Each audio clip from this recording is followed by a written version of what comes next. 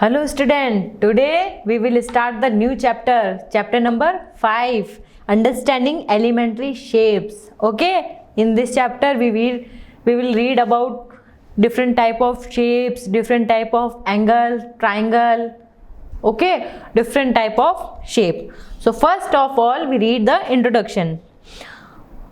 All the shapes we see around us are formed using curve or lines. Okay, all shapes are if in the line shape or curve shape. We can see corners, edge, planes, open curves and closed curve in our surrounding.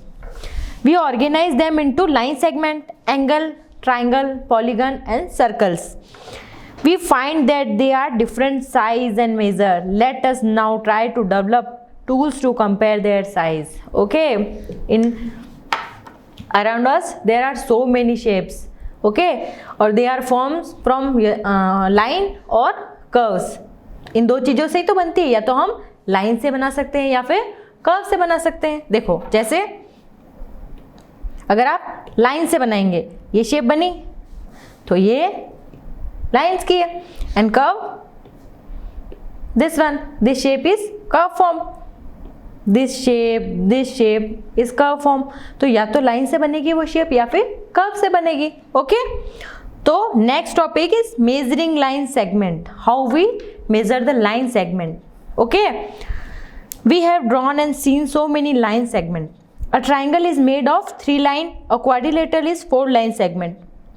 You see the triangle is made up of 3 line, this one, and quadrilateral 4 lines.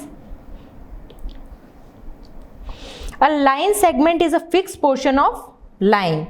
It make it possible to measure a line segment. This measure of each line segment is a unique number called a length. Okay, how we measure the line segment?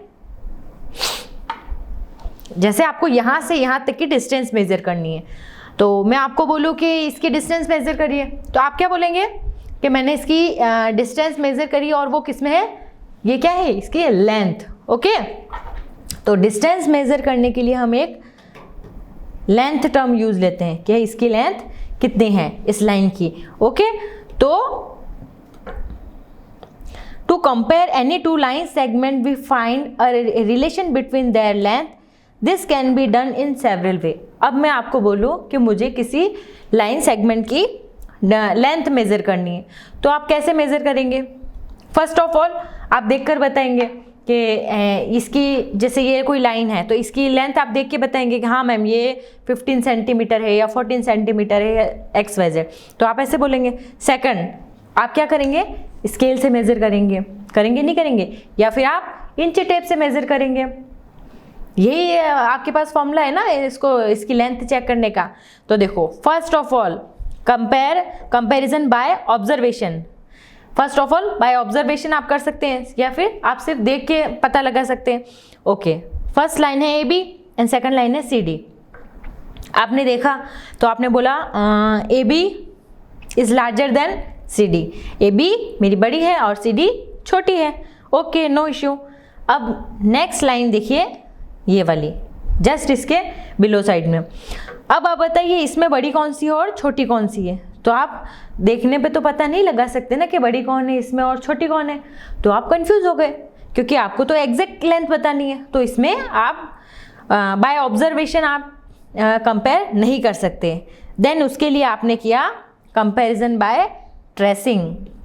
Okay, तो उसके लिए आपने एक paper लिया, then उसके ऊपर line segment बनाया मैंने AB, एंड सेकंड पेपर लिया, उसके ऊपर मैंने लाइन बनाई CD.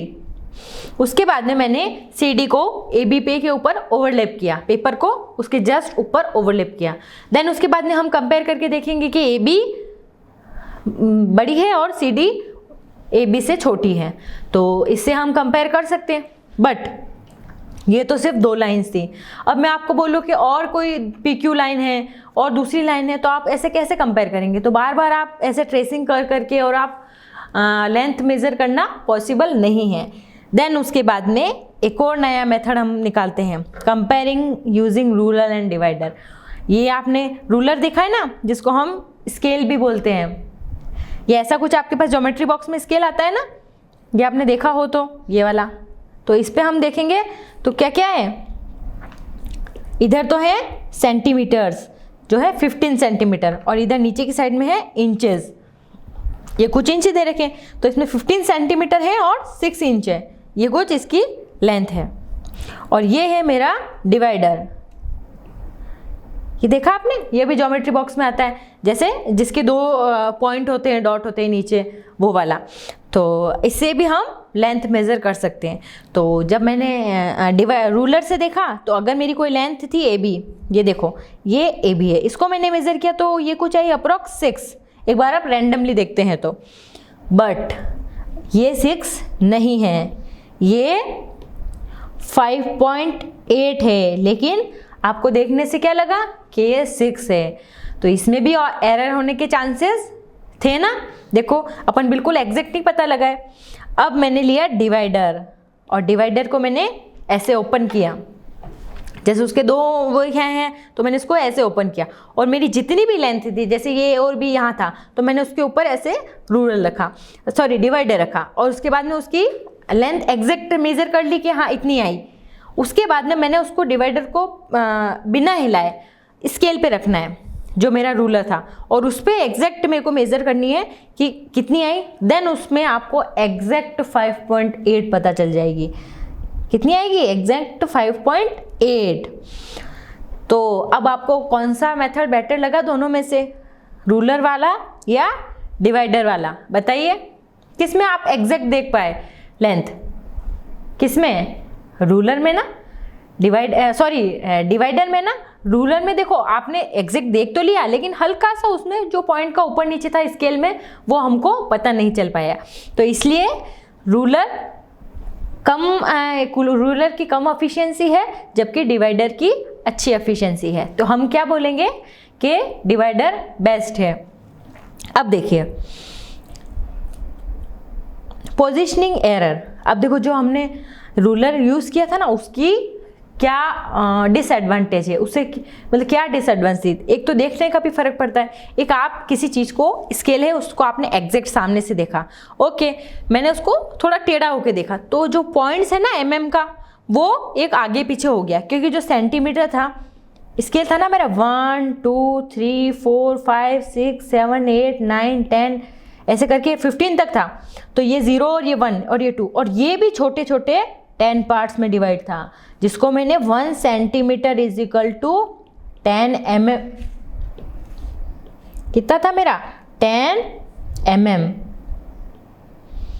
यानी जो 1 mm था ना वो 1 सेंटीमीटर का 10th पार्ट था, बिल्कुल छोटा सा। तो मुझे वो मेजर आना भी बहुत ज़रूरी था। अगर मैंने हल्की सी मिस्टेक कर दी तो मेरा आंसर इक्वल नहीं आएगा और मेरा आंसर रॉन्ग आएगा। तो ये कुछ मेरा स्केल था 0 से 1 के बीच में।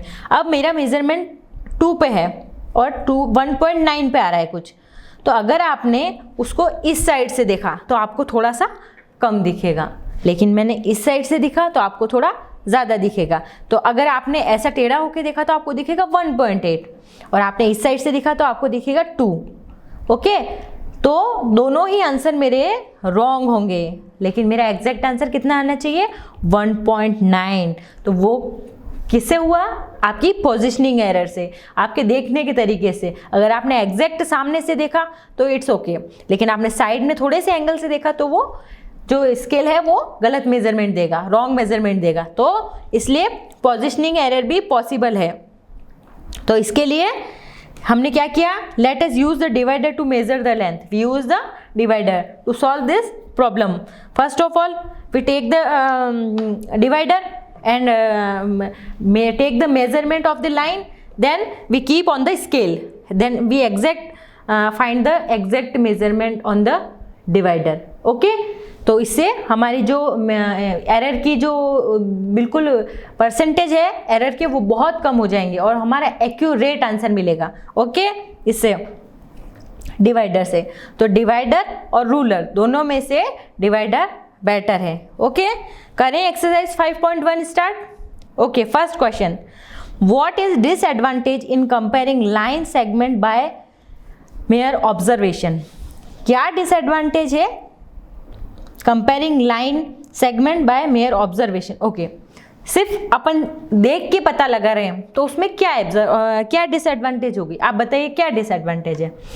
ओके, बड़ी और छोटी है, ज़्यादा अगर कोई लॉन्गेस्ट है और कोई स्मॉल है तो ठीक है। ओके, उसमें आप बता सकते हैं कि this one is larger and this one is smaller. But कोई बिल्कुल सेम लेंथ है, बिल्कुल पॉइंट्स में कुछ उसमें डिफरेंस है, तो आप उसमें कंफ्यूज हो जाएंगे। तो सिर्फ ऑब्जर्वेशन से आप उसका अंदाज़ा नहीं लगा सकते। इसमें बहुत सारी डिसएडवांटेज है कि उसमें एरर आने की पॉसिबिलिटी ज़्यादा रहती है। Next, why it is better to use divider than ruler while measuring the length of the line segment. Okay, तो डिवाइडर में क्या होता है, पॉइंट्स में भी जो ऑब्जर्वेशन एरर आ सकती है। देखो ये हमने देखा था ना observation error, this one positioning error.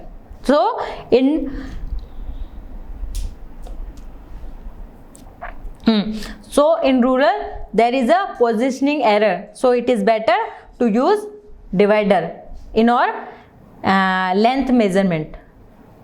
Next, third, draw any line segment say AB। हमको कोई लाइन सेगमेंट बनाना है AB। ओके, मैंने ये लाइन सेगमेंट बना लिया फर्स्ट। ओके, मैंने कोई लाइन सेगमेंट बनाया है AB। Next, take any point C lying in between A and B। और C कोई पॉइंट है जो A और B के बीच में लाई करता है। उसके बाद में measure the length of AB, BC and AC and is AB equal to AC plus CB। और हमको ये प्रूव करना है कि AB यानी पूरा इज इक्वल टू AC, ये AC एंड देन BC, ये इन दोनों के सम के इक्वल है। तो फर्स्ट ऑफ ऑल हम सपोज करते हैं कि AC is equal to 4 centimetre and CB equal to 5 centimetre. तो अगर 4 एंड 5 को अगर हम सम करते हैं तो हमारा आंसर क्या आता है, 9 सेंटीमीटर। और टोटल AB को देखें तो कितना होगा, वो भी 9 centimetre. So AB equal to AC plus BC हो गया इक्वल दोनों के, hence prove. Okay, first of all हमको कोई AB लाइन लेनी है, उसके बीच में कोई पॉइंट लेना है C। ओके, जो उसके बीच मिड पॉइंट हो। मिड पॉइंट ज़रूरी नहीं है, आप कोई भी पॉइंट ले सकते हैं। ओके, देन उसके बाद में हमने सपोज किया है ये 4 है और ये 5 है। अब इन दोनों का सम कितना हो गया, 9। और अगर इन दोनों को ऐड करूँ तो भी 4 प्लस 5, तो हम कह सकते हैं कि AB equal to AC plus BC। Okay, clear. Next question करें। Next, fourth, if A, B, C are 3 points in the line such as AB 5 centimeter, BC 3 centimeter and AC 8 centimeter है, which one of them lies between the two others? ये कोई line segment है जिसमें हमको AB दे रखा है 5 centimetre. First of all I make the AB this one is 5 centimeter, then BC is 3 centimeter. Okay, this one is 5 and this one is 3 and the total sum is 5 plus 3 8. तो AC is equal to 8 centimeter. तो what is the midpoint of AC? What is? It is B. So point B is a midpoint of the line. So which one of them lies between the two others? तो which one? B is lies between the two others. और two others कौन से हैं? AC, A and C. Okay, तो B is lies. Next, verify whether D is a midpoint of AG. AG का midpoint है कि नहीं है D, हमको ये चेक करना है। First, where is D? This. And where is AG? This one. Okay, this. तो काउंट करें हम, देखो A to B 1, 2 and 3 कितने हो गए, 3 सेंटीमीटर। अब D से स्टार्ट करते हैं, D to G 1, फिर 2 and 3, तो ये हो गए 3 सेंटीमीटर। यानी इधर भी 3 और इधर भी 3, यानी D जो है वो मिड पॉइंट है किसका, AG का। AG लाइन का D मिड पॉइंट है ये वाला। क्लियर हो गया। ये कोई लाइन है AG, डी उसका मिड पॉइंट है।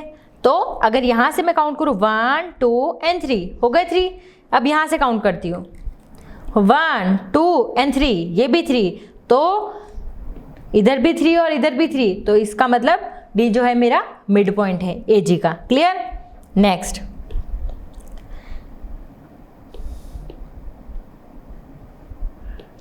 B is mid point of AC and C is mid point of BD।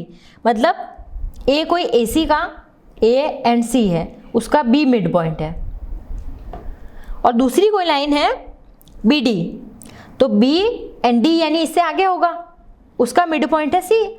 Okay, C mid point है, तो यानी ABCD यानी एक स्ट्रेट लाइन है।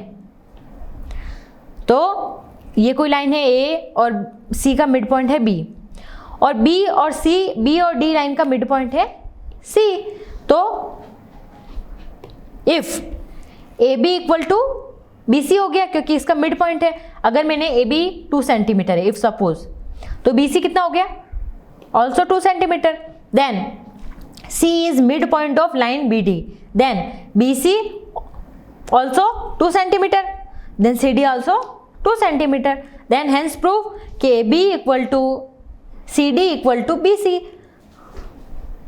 all three are 2 centimeter, so AB equal to CD, hence prove कि AB CD के equal होगा। Next question, draw 5 triangles and measure their sides, check in each case if the sum of the length of any 2 sides is always less than the third sides।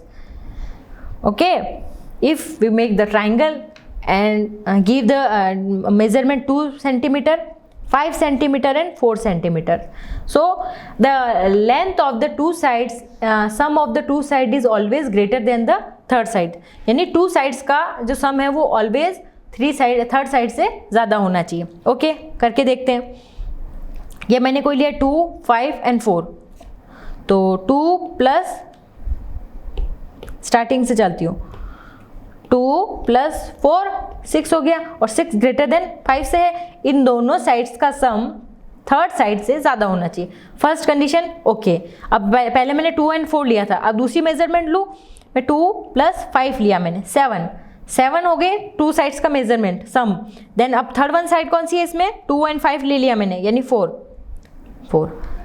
Okay, third case 2 and 5 हो गए, 4 plus 5 ले लेती हूँ, कितने हो गए 9, और 9 का मेजरमेंट 5 से ज़्यादा है, तो तीनों केस मेरे ट्रू हो गए कि नहीं हो गए। तो इसके आपको 2 एग्जाम्पल और देने हैं, तो आप कोई से भी मेजरमेंट ले सकते हो। आप 3 6 और 8 ये साइड ले सकते हो, 4 7 and 9 ये साइड ले सकते हो, 5 8 और 10 ऐसे कोई भी 3 पेयर लेके और आप चेक करके देख सकते हो। तो आपको ये क्वेश्चन खुद से करने हैं, और आप 3 पेयर बना के देखिए। 2 का सम कीजिए तो उन दोनों का सम थर्ड वन से ज़्यादा होगा। कोई से भी 2 पेयर बना के देख लीजिए आप, और आप चाहे कम लेके भी देखिए, तो आपको पता चल जाएगा कि जैसे ही वो मेजरमेंट कम आया तो इसका मतलब वो अपने ट्राइंगल पॉसिबल नहीं है। ओके, मतलब ट्राइंगल की प्रॉपर्टी है कि 2 साइड का सम ऑलवेज थर्ड साइड से ग्रेटर आना चाहिए। ये वाली कंडीशन तीनों केस में देखनी, तीनों साइड्स के केस में देखनी। 2 साइड्स हैं, उनको 2 साइड लेनी है, उनको सम करना है, और थर्ड वन साइड से ज़्यादा होनी चाहिए, ये हमको देखते जाना है। तो आप कोई से भी और 2 एग्जाम्पल लेके आप खुद से कर सकते हैं। आपको 5 ट्राइंगल लेने हैं, 1 मैंने किया है आपके लिए, 4 आप खुद से करोगे। तो ये मेरी एक्सरसाइज 5.1 फिनिश होती है। तो आपको 5.1 समझ में आई होगी। सारे क्वेश्चन आपको वीडियो को पॉज करना है, और सारे क्वेश्चन आपको फेयर कॉपी में करने हैं अच्छे से, आपको तभी अच्छे से समझ में आने वाला है। ओके, आगे चलें, स्टार्ट करें। अब इसमें हम एंगल्स के बारे में पढ़ेंगे। Right and straight angle, right angle which means angle is equal to 90 degree, and straight angle which means the measure of the angle is 180 degree and this one is 90 degree। Difference समझ में आया? एक है 90 degree, then एक है 180 degree. अब देखो, ये कोई एक मेरा डायग्राम है, ये कोई मेरा एक फिगर है। ओके, अब देखो ऊपर, अगर मैं आपको पहले डायरेक्शन के बारे में बताती हूँ, ये डायरेक्शन होती है, ऊपर की साइड में होता है नॉर्थ, नीचे होता है साउथ, राइट साइड में होता है ईस्ट और लेफ्ट साइड में होता है वेस्ट। ये चीज़ें आपको बिल्कुल पक्के से याद रखनी है। ओके, ये जनरल याद रखने वाली चीज़ है। ऊपर नॉर्थ, नीचे साउथ, इधर ईस्ट और इधर वेस्ट। हो गया लर्न? नॉर्थ, साउथ, ईस्ट और वेस्ट, नॉर्थ, साउथ, ईस्ट और वेस्ट। क्लियर? आगे चले। ओके, अब ये मेरा कोई डायग्राम है जिसमें, और हमेशा यही रहेगा, हमेशा। आगे आप भले कोई सा भी ज्योग्राफी के मैप देखो या कोई भी जिसमें मैप होते हैं उसमें डायरेक्शन हमेशा नॉर्थ ऊपर, नीचे साउथ, इधर ईस्ट, इधर वेस्ट। ओके, ये आपको अच्छे से लर्न करना है ये चीज़। फर्स्ट वाला फिगर है, देखिए, अगर मैं नॉर्थ से ईस्ट पे आई, ये वाला एंगल, तो ये एंगल कितना हो गया? 90 डिग्री, क्योंकि 90 डिग्री एंगल हमने पढ़ा है, ये जो एग्जैक्ट परपेंडिकुलर होती है तो वो एंगल होता है 90 डिग्री, और अगर बिल्कुल स्ट्रेट लाइन होती है तो वो होता है 180 डिग्री। ये हमको पता है। तो फर्स्ट एंगल कितना हो गया? 90 डिग्री, क्योंकि नॉर्थ से ईस्ट पे आया एक राइट एंगल। अब उसके बाद में ईस्ट पे आप खड़े हो, जैसे मैं नॉर्थ पे बिल्कुल सामने हूँ, मैं ऐसे मुड़ गई तो वो कितना एंगल हो गया? 90 डिग्री। उसके बाद में अब मैं ईस्ट में फेस करके खड़ी हूँ, ऐसे मेरा मुंह इस साइड है। अब मुझे एक राइट एंगल और लेना है, यानी मैं कहाँ जाऊँगी? यहाँ पर। यानी मैं कहाँ आ गई? नीचे क्या था? याद करो, south. Clear? One right angle. Right angle यानी जस्ट 90 डिग्री पे अपन को रोटेट करना है। जैसे मैं नॉर्थ पे थी तो ईस्ट पे आ गई, अब मैं ईस्ट पे, मेरा फेस इधर है। अब मैं एक राइट एंगल और लिया मैंने, तो मैं यहाँ पे आ गई। तो अगर मैं आपको बोलो एक राइट एंगल और लो, तो आप यहाँ पे आ गए। कहाँ पे आ गए? वेस्ट पे।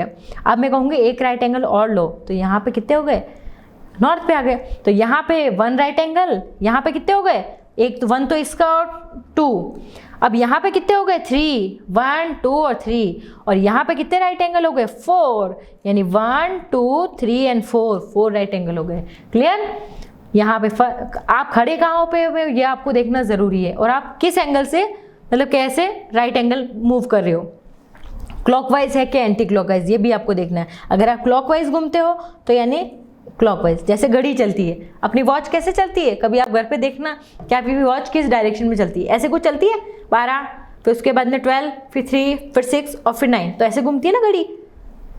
और एंटी क्लॉकवाइज यानी उल्टा, घड़ी की अपोजिट डायरेक्शन में।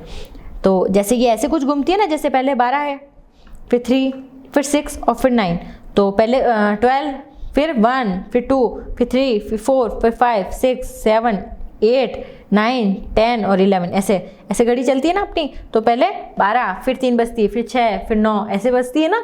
तो हमारी क्लॉकवाइज डायरेक्शन ऐसे होती है। ये 2-4 चीज़ें आप क्लियर रख लो, तो आपकी 5.2 एंड 5.3 में आपको बिल्कुल भी प्रॉब्लम नहीं आएगी। क्लियर हुआ?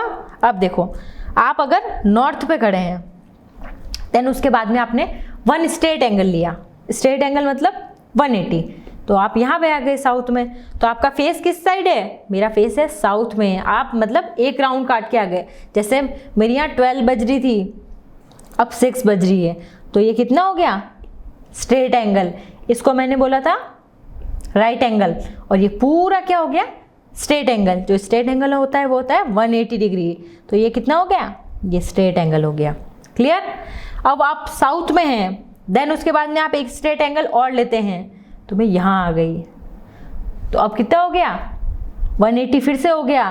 तो आप जिस पोजीशन में थे ना ओरिजिनल नॉर्थ में, आप वहीं आ गए, पहुँच गए। क्लियर? चले आगे। अब देखो, अब हम पढ़ेंगे कंप्लीट एंगल। एक तो हमने पढ़ा राइट एंगल, एक हमने पढ़ा स्ट्रेट एंगल, और अब हम पढ़ेंगे कंप्लीट एंगल। मतलब जहाँ से स्टार्ट हुए हम वहाँ आ गए। मतलब जैसे 12 बज रही है और वापस 12 कब बजेगी? पूरा कंप्लीट एंगल। वॉच जब कंप्लीट करेगी तभी होता है ना पूरा, तो वो कंप्लीट एंगल कहलाता है। जैसे मेरी इसमें 12 है, 12 से स्टार्ट किया, देन तो ये मेरा कंप्लीट एंगल हो गया।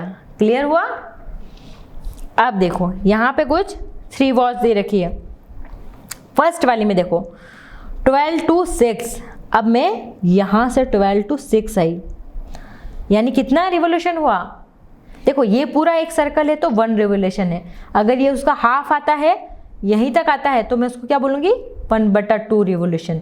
या फिर कितने राइट एंगल हो गए, यहाँ से यहाँ तक 1 और 2 राइट एंगल। देखो ये मैं आपको एक चीज़ क्लियरली समझाती हूँ। फर्स्ट ये मेरी कोई वॉच है, ओके। मैं यहाँ से 12, 3, 6 और 9 ये कोई था। अब मैं 12 से 3 पे आई, कितने राइट एंगल 1, 90 डिग्री कितने हो गए 1। सेकंड में ये एक 90 और 290 कितने हो गए 180 डिग्री यहाँ पे हो गए। अब यहाँ पे आ गई, अब यहाँ तक कितने हो गए 3 राइट एंगल जिसको मैं 270 डिग्री बोलती हूँ, और यहाँ तक आते आते 4 राइट एंगल यानी 360 बोलती हूँ। क्लियर। फर्स्ट में 90, फिर 180, फिर 270 और फिर 360। क्लियर हुआ। अब देखो मैं आपको एक बहुत अच्छी टेबल बताऊंगी, अगर आप वो टेबल लर्न कर लोगे तो आपके एक क्वेश्चन गलत नहीं होगा। क्लियर बच्चों। देखो अब यहाँ से ये 12 थी, ये 3, ये 6 और ये 9। अब यहाँ पे आप आए 1, 2, 4, 5, 7, 8, 10 और 11। ये आपकी ऐसी कोई वॉच होती है। तो आप जब 12 से 3 तक आए तो आपने कितने राइट एंगल किए 1, और उसमें आर कितने हुए 1 आर, 2 आर और 3 आर। कितने आर हो गए 3 आर। अब आप 12 से 6 पर आए तो कितने आर हो गए 1, 2, 3, 4, 5 और 6। कितने आर हो गए 6 आर हो गए। तो अगर जैसे इसको मैं बोलूँगी 1/4 पोर्शन कितना हो गया, क्योंकि देखो अगर आपके पास में ये कोई शेप है, अब मैं आपको बोलूँ इसके 4 पार्ट करो तो आप क्या करोगे ऐसे कुछ, ओके। तो 4 पार्ट कर दिए तो ये वाला पार्ट सिर्फ इतना पार्ट कितना होगा 1 पार्ट है, उस 4 पार्ट में से 1 पार्ट ही हो गया। अब ये वाला पार्ट अगर मैं बोलूँ तो आप क्या बोलोगे ये पूरा हाफ पार्ट हो गया। अब ये तीनों पार्ट लेने हैं तो आप बोलोगे 3/4 पार्ट हो गया, और ये वाला अगर पूरा होल पार्ट ले लूँ तो आप बोलोगे 1 पार्ट हो गया। क्लियर। तो इसको समझने के लिए अब देखो फर्स्ट क्वेश्चन, ये मेरा 12 से 6 तक कितना हो गया, ये वाला पार्ट कितना हो गया पूरा हाफ पार्ट हुआ कि नहीं हुआ। तो इसको मैं फ्रैक्शन में कैसे लिखूंगी 1/2। क्लियर, हाफ पार्ट है। अब देखो मुझे 6 to 9 जाना है, यानी ये कितना पार्ट हो गया 1 राइट एंगल, और ये 1 पार्ट है किसका, अगर मैं इसको 4 पार्ट में डिवाइड करूँ तो सिर्फ 1 पार्ट ही तो हो रहा है, तो 1 पार्ट है टोटल 4 पार्ट का, तो इसको मैं बोलूँगी 1/4 राइट एंगल। थर्ड, अब देखो मुझे 1 से स्टार्ट करना है और 10 तक जाना है। अब देखो इसमें आप कंफ्यूज हो गए, अब मुझे 1 से 10 तक जाना है। अब इसमें आर कितने हुए आप कैसे पता लगाओगे। तो देखो मैंने क्या कंडीशन बताई थी आपको, आर काउंट करते जाना तो आपको राइट एंगल, तो 3 आर में 1 राइट एंगल हो रहा था, तो 1 से 2 और 2 से 3 और 3 से 4 यहाँ तक मेरा हो गया 1 राइट एंगल यानी 90 डिग्री हो गया। अब यहाँ पे 4 तक हो गया, अब 4, 5 और 6, सॉरी 4 को छोड़ना है, 5, 6 और 7, तो यानी यहाँ तक कुछ सेकंड राइट एंगल होगा, और 7 तक हो गया 8, 9 और 10, तो यहाँ पर थर्ड राइट एंगल होगा, यानी कितने राइट एंगल हो गए 3 के लिए क्या बताया था 3 राइट एंगल यानी 3/4 रिवोल्यूशन हो गया। क्लियर।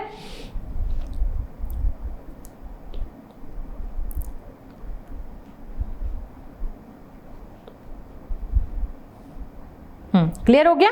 अब देखो ये मैंने एक आपके लिए टेबल बनाई है, अगर आप ये टेबल लर्न कर लोगे तो आपके एक भी क्वेश्चन गलत नहीं होगा। देखो एंगल 90 है तो उसके लिए क्या कितना फ्रैक्शन था 1/4 हमने बताया था ना। देखो ऐसे मैंने आपको सर्कल वो बताया था वॉच, तो उसके बाद में 90 के लिए जब यहाँ से आ रहा है तो 1/4 पार्ट ही कवर हो रहा है, तो उसको, और कितने राइट एंगल हो रहे हैं यहाँ से यहाँ तक कितने 1 राइट एंगल ही हो रहा था, ओके। और कितने आर कंप्लीट हो रहे थे, तो कितने आर हो रहे थे यहाँ 12 और यहाँ 3 है, तो 1, 2, 3 कितने आर 3 आर।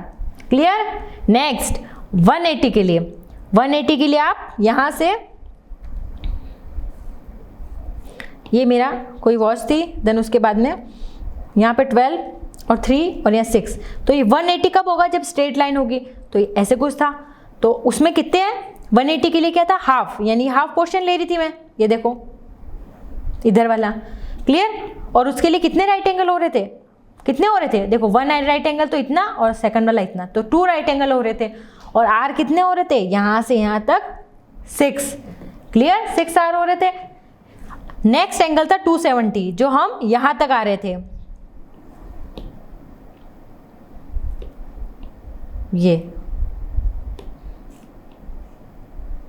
ये था।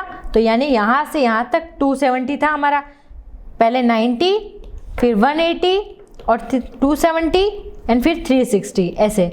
तो 270 पे कितना पोर्शन कवर हो रहा है? 3 पोर्शन हो रहे ना। फर्स्ट पार्ट ये, सेकंड पार्ट ये और थर्ड पार्ट ये, 3 पार्ट हो रहे हैं आउट ऑफ 4। तो 3/4। और कितने राइट एंगल हो रहे हैं? ये 1 राइट एंगल, 2 राइट एंगल और 3 राइट। कितने राइट एंगल हो गए? 3। और आर कितने हो गए? यानी यहाँ पे 12 बज रही है और यहाँ पे कितनी बजेगी? 9। 12 से बाद में वापस 9 ही बजती है ना, तो 9 आर कंप्लीट हो गया। लास्ट है 360, यानी 1 रिवोल्यूशन, 1 सर्कल कंप्लीट। यानी यहाँ 12 से जब हम वापस घूम के 12 पे आते हैं तो 1। और कितने राइट एंगल बन गए? 1 right angle, 2, 3 and 4 right angle हो गए। आर कितने हो गए? 12। तो ये टेबल आप अच्छे से रट लो, तो आपके एक क्वेश्चन गलत नहीं होगा। Clear?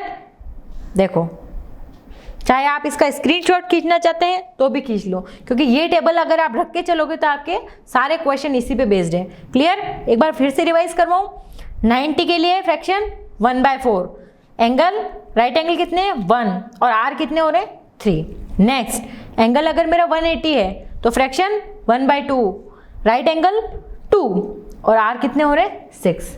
Next 270, fraction 3/4, right angle कितने हैं? 3 और आर कितने हो रहे हैं? 9, यानी आर यानी घंटे कितने हो रहे हैं। और उसके बाद में 360, यानी पूरा राउंड कवर हो जाएगा। तो उसके लिए एंगल 360, फ्रैक्शन 1, राइट एंगल 4 और आर 12। क्लियर? देखो, एक बार आपको समझ में भी नहीं आया है तो भी कोई बात नहीं, आप ये बस टेबल देख लो, क्योंकि आगे जब मैं क्वेश्चन के साथ में टेबल समझाऊंगी ना आपको, तो आपको क्लियर हो जाएगा। अब देखो, करें exercise 5.2 start. Yes, first question, what fraction of clockwise revolution does the hour hand of the clock turn through when it goes from. हमको इसमें उसका फ्रैक्शन बताना है। ये देखो, जैसे मैंने इस टेबल में बताया था ना, ये चीज हमको फ्रैक्शन वाली बतानी है इसमें। फर्स्ट 3 to 9, सबसे पहले हमको वॉच बिल्कुल सही बनानी है। अब मेरी है, ये मेरी वॉच है। अब मुझे 3 to 9 फ्रैक्शन बताना है। 3 से स्टार्ट करना है एंड 9 तक बताना है। क्लियर? अब देखो, सबसे पहले इसमें हमका हमारा फ्रैक्शन क्या होगा। सबसे पहले इसमें देखो, आप 3 to 9 जा रहे हो, तो अगर मैं इसको, ये क्या बन रहा है? स्ट्रेट एंगल, यानी कितना था? 180 डिग्री। अब देखो टेबल, 180 के लिए मेरा कितना फ्रैक्शन था, यानी कितना पार्ट कवर हो रहा है? ये कितना था? 1/2। क्लियर हुआ? देखो, टेबल से अगर हमने देखा और अगर आपको याद रहता है तो बहुत अच्छी बात है। ओके, कि 180 डिग्री से कितना फ्रैक्शन आ रहा है? 1/2। तो हो गया हमारा 1/2, क्योंकि हमने निकाला कैसे, देखो मैं बताती हूँ। 3 to 9 कितने हो रहा है? 180। और उसका फ्रैक्शन कैसे निकालते हैं मैंने आपको निकाल के बता दिया, लेकिन आपको निकालना भी आना चाहिए। 180 डिग्री हो रहा है और टोटल कितना है राउंड में? 360। तो 0 से 0 कट, और 9 2 जा 18 और 9 3 जा 18, 9 2 जा एंड 9 4 जा 36।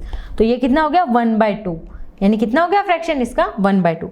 नेक्स्ट 4 to 7, अब हमको 4 to 7, अब यहाँ तक कितना हो रहा है? अब देखो, इसमें डायरेक्ट आपको राइट एंगल नहीं दिख रहा है, तो आप क्या करोगे? अगर आपको इसमें कंफ्यूजन होता है तो आप आर काउंट करो। करें काउंट? 4 to 5 1, 5 to 6 2 और 6 to 7 3। तो 3 आर में कितना था?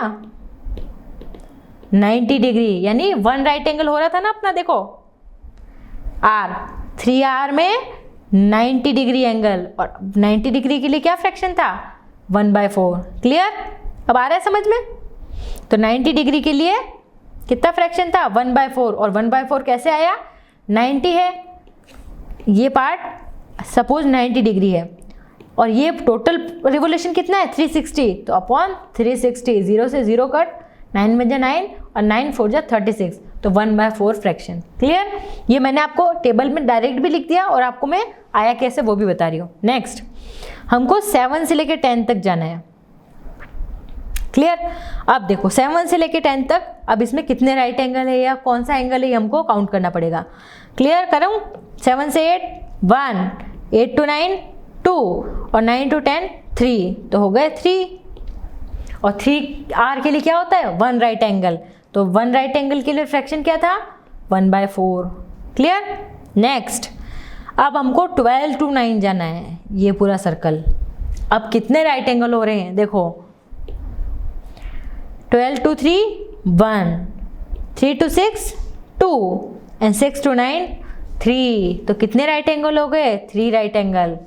और 3 राइट एंगल यानी यहाँ पे कौन सा एंगल आ रहा था 270 डिग्री, तो उसके लिए फ्रैक्शन क्या था देखो, 270 के लिए क्या फ्रैक्शन था 3/4। क्लियर? और कितने राइट एंगल थे उसमें 3, और R कितने हो रहे थे 9R, देखो हो रहे हैं ना क्लियर। ये देखो 270 के लिए फ्रैक्शन 3/4 था, R देखो आ रहे ना 9R आ रहे कि नहीं आ रहे। क्लियर? नेक्स्ट क्वेश्चन E, हमको 1 से लेके 10 तक जाना है। अब इसमें कितने फ्रैक्शन हो रहे हैं, अगर आप कंफ्यूज हो रहे हैं थोड़ा सा भी, तो या तो आप R काउंट कर लीजिए और या फिर आप एंगल काउंट कर दीजिए। तो 1 से 2, 2 से 3 एंड 3 से 4, ये हो गया 1 राइट एंगल। फिर 4 से 5, 5 से 6 और 6 से 7 2 राइट एंगल, और 7 to 8, 8 to 9 और 9 to 10 3 राइट एंगल। हो गए 3 राइट एंगल। तो 3 राइट एंगल किस में होते हैं 270 में, और उसके लिए फ्रैक्शन क्या था मेरा 3/4। क्लियर? F, अब मुझे 6 to 3 निकालना है। अब करो right angle count, 6 to 9 1, 9 to 12 2 और 12 to 3 3, तो कितने राइट एंगल हो गए 3 आउट ऑफ 4, तो इसका फ्रैक्शन हो गया 3/4। क्लियर? ये तो मुझे फ्रैक्शन में वैल्यू फाइंड करनी थी, फ्रैक्शन में। Next, where will the hand of clock stop. अब क्लॉक का हैंड जो है वो कहाँ रुकेगा, कहाँ स्टॉप करेगा। First, start at 12 and make 1/2 revolution clockwise. Okay, इसमें हमको 1 हैंड दे रखा है फर्स्ट वन। अब हाफ रिवोल्यूशन, हाफ रिवोल्यूशन की वैल्यू क्या थी बताओ, हाफ की कितनी थी हमने पढ़ा था, कितनी थी 180, याद आया। तो हमको, और जिसको हम कह रहे थे 2 राइट एंगल, 2 राइट एंगल, तो 1 right angle and 2 right angle, यानी कहाँ पे जाके रुकेगा वो 6 पे। क्लियर? नेक्स्ट, 2 से स्टार्ट करना है एंड वो start at 2 and make half revolution clockwise. 2 से हमको स्टार्ट करना है और उसके बाद half revolution, half revolution means 180। Okay, यानी 180 डिग्री राउंड करना है, तो वो कहाँ पे रुकेगा 8 पे। क्लियर?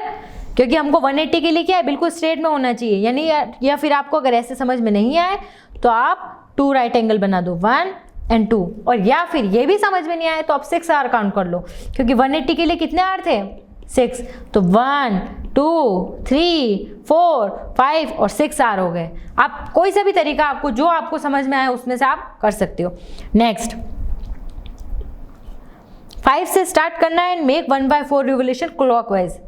5 से हमने स्टार्ट किया दिस वन, उसके बाद में 1/4 रिवोल्यूशन।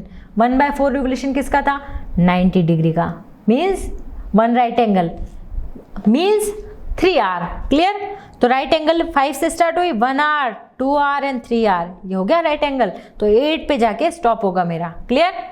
नेक्स्ट, 5 से स्टार्ट करना है एंड 3/4 रिवोल्यूशन, मुझे 5 से स्टार्ट करना है और 3/4 रिवोल्यूशन करना है, तो मैंने 5 से स्टार्ट किया और 3/4 रिवोल्यूशन किसका था वो 270 थी, और या फिर वो कितना था 9R। अगर आपको नहीं समझ में आए तो आप 9R काउंट कर लो, तो 1R 2 3 4, 5, 6, 7, 8 और 9, यानी वो किस पे जाके स्टॉप होगा? 2 पे। क्लियर हो गया? या तो आप 3/4 रिवोल्यूशन कर लो, या फिर 270 डिग्री कर लो, या फिर 3 राइट एंगल कर लो, और या फिर आप 9R कर लो। आपको इसमें से जो भी समझ में आ रहा है वो करके काउंट करके आप उसका अदर हैंड बता सकते हैं कि वो किस पे जाके स्टॉप होगा। Next, third question, which direction will you face if you start facing? देखो आपको डायरेक्शन बतानी है। Okay, first east and make half revolution clockwise. आप इस ईस्ट में फेस करके हैं, आपका फेस इधर है, और आपने 1/2 रिवोल्यूशन, 1/2 रिवोल्यूशन मीन्स 180 डिग्री, आपको 180 डिग्री राउंड करना है, और वो भी क्लॉकवाइज। क्लॉकवाइज क्लॉकवाइज क्लॉक कैसे करती है ना, तो क्लॉकवाइज। तो आपका फेस किस में आ गया अब? वेस्ट में। Clear? Next, east and make 1.5 of revolution clockwise. देखो 1.5 रिवोल्यूशन मीन्स 1 तो पूरा, और उसके बाद में हाफ यानी आधा और। ओके, तो ये रिवोल्यूशन हमको करना है। करो स्टार्ट।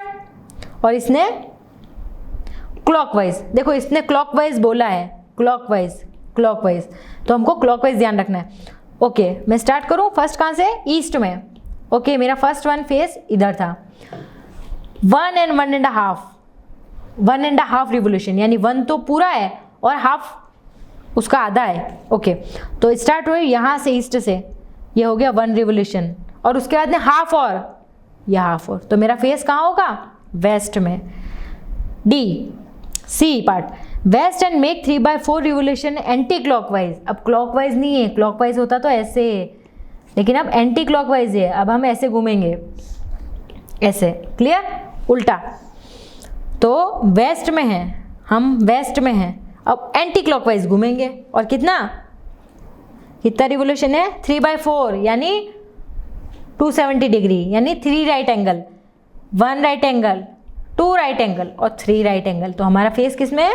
नॉर्थ में है। Last question, D, south and make 1 full revolution. Okay, हम साउथ में हैं, यहाँ पे मैं साउथ में हूँ, और 1 रिवोल्यूशन करना है, तो वापस मैं साउथ में ही आ गई, यानी जहाँ से थी back to original position. Clear? ये हमने क्वेश्चन नंबर 3 तक किया। आगे क्वेश्चन नंबर 4 एंड आगे का पार्ट हम नेक्स्ट पार्ट में देखेंगे। तब तक आपको ये जो चीज़ें मैंने बताई है वो आपको अच्छे से प्रैक्टिस करनी है, और जो मैंने टेबल बनवाई है उसको आपको अच्छे से लर्न कर लो उसको, तो आपके सारे क्वेश्चन राइट हो जाएंगे कि 90 के लिए 1/4 रिवोल्यूशन, 180 के लिए 1/2 फ्रैक्शन, और 270 के लिए 3/4 फ्रैक्शन, और 360 के लिए 1 फ्रैक्शन। तो ऐसे आपको लर्न करना है, और कितने राइट एंगल हो रहे हैं वो भी आपको लर्न करना है। तो आप सारे क्वेश्चन की प्रैक्टिस खुद से कीजिएगा, ताकि जब अपन नेक्स्ट पार्ट में आए ना, तो फिर अपन अच्छे से सारी चीज़ें आपको बहुत अच्छे से समझ में आ जाए। है ना बच्चों? क्लियर? ओके।